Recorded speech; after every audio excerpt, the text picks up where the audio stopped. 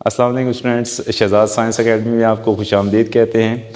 आज का जो नया लेक्चर है, लेक्चर नंबर 5, उसमें हम एक रिएक्शन को स्टडी करेंगे जिसमें एक रिएक्शन ओजोन किसमें कन्वर्ट होगा, मॉलिक्यूलर ऑक्सीजन, और मॉलिक्यूलर ऑक्सीजन ओजोन में कन्वर्ट होता है। ये जो रिएक्शन अकर होता है ड्यूरिंग लाइटनिंग स्टॉर्म, मतलब कि जो गरज चमक या बारिश होती है तो उसमें जो मॉलिक्यूलर ऑक्सीजन है वो ओजोन में कन्वर्ट हो जाती है और ओजोन है वो मॉलिक्यूलर ऑक्सीजन में कन्वर्ट हो जाती है। लेकिन अगर कोई स्पेसिफिक रिएक्शन आपको दिया जाता है तो उस केस में आपको KC कैसे ड्राइव करना पड़ेगा। ठीक है, KC एक्सप्रेशन आप लिख कैसे सकते हैं और KC एक्सप्रेशन आप ड्राइव कैसे कर सकते हैं। ठीक है, KC एक्सप्रेशन ड्राइव करने के लिए हम स्टार्ट करेंगे। सबसे पहले यहाँ पे आपने लिखना क्या है, डेरिवेशन ऑफ KC एक्सप्रेशन। ठीक है, अच्छा, सबसे पहले यहाँ पे आपने दो रिएक्शन सीखने हैं कि हम फॉरवर्ड रिएक्शन कैसे लिखते हैं और रिवर्स रिएक्शन कैसे लिखते हैं। ठीक है, उसके लिए यहाँ पे अगर आप राइट साइड पे मूव करते हैं फ्रॉम लेफ़्ट टू राइट, ये पहले भी मैं आपको बता चुका हूँ कि ये राइट साइड पे आप मूव कर रहे हो तो this is forward reaction.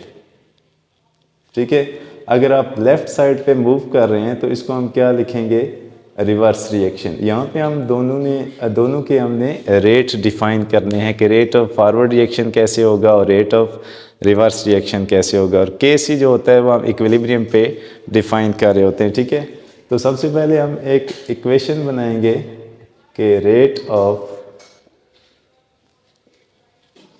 Forward reaction,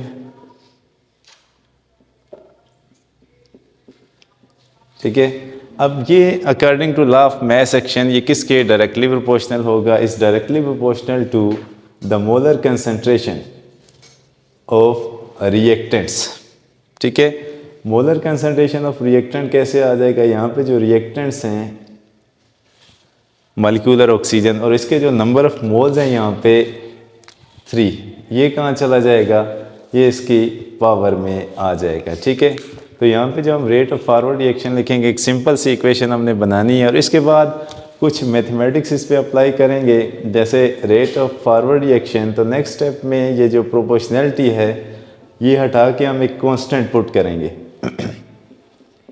constant कैसे पुट करेंगे, यहाँ पे आएगा KF, बाकी इक्वेशन सेम टू सेम रहेगी।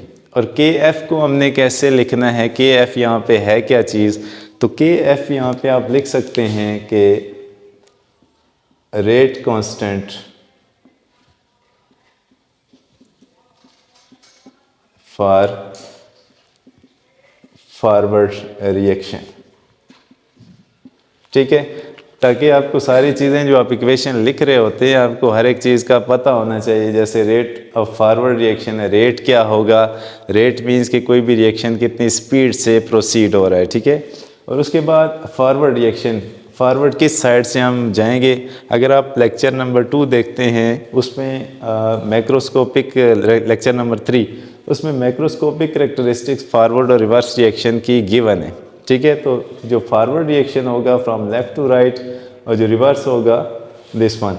और यहाँ पे KF जो हमने लिखा है ये क्या चीज़ है, जब तक आपको ये चीज़ें पता नहीं होंगी तो आप किसी भी रिएक्शन के लिए चीज़ें एक्सप्लेन नहीं कर सकेंगे। अब आते हैं रिवर्स रिएक्शन के लिए। जो रिवर्स रिएक्शन होगा, रिवर्स रिएक्शन के लिए हमने क्या करना है कि प्रोडक्ट को कंसीडर करना है, प्रोडक्ट डिकम्पोज होके या दोबारा से रिएक्ट करके किस तरफ आएगा, रिएक्टेंट्स की तरफ। तो अब लिखते हैं रेट ऑफ इसको एक और काम कर रहे हैं कि यहाँ पे इक्वेशन नंबर 1 कंसीडर कर लें।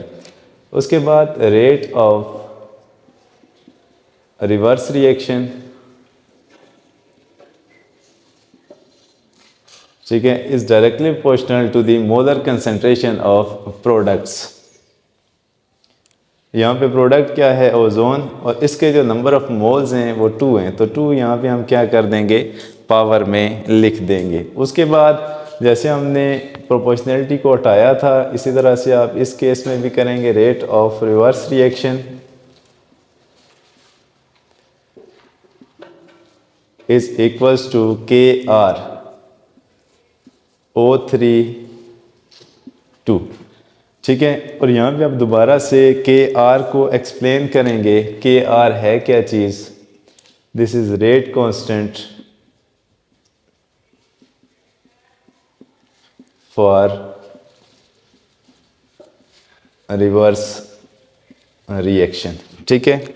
और ये हमारे पास जो इक्वेशन बनेगी, दिस इज इक्वेशन नंबर 2, ठीक है। अच्छा, अब नेक्स्ट स्टेप में हमने इक्विलिब्रियम पे डिफ़ाइन करना है। जो Kc होता है वो बेसिकली हम इक्विलिब्रियम के ऊपर डिफ़ाइन कर रहे होते हैं। इक्विलिब्रियम को हम डिफ़ाइन कैसे करते हैं कि वो स्टेट जिस पे रेट ऑफ फॉरवर्ड रिएक्शन और रेट ऑफ रिवर्स रिएक्शन दोनों क्या हो जाते हैं, बैलेंस हो जाते हैं, तो उस स्टेट को हम क्या कहेंगे, इक्विलिब्रियम। और उसी स्टेट के ऊपर हम Kc को डिफ़ाइन कर रहे होते हैं। तो नेक्स्ट में हम क्या लिखेंगे कि जो रेट ऑफ यहाँ पे हम लिखेंगे एट इक्विलिब्रियम, कि हम इक्विलिब्रियम स्टेट को अप्रोच कर रहे हैं।